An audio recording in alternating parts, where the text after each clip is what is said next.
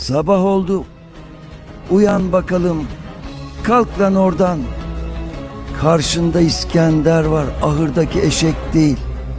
Herkes uyku vaktini bilecek. Ulan! Kalk ayı. Ayı. Nazım, uyandır şunu. Yoksa ben bunu zorla kaldıracağım.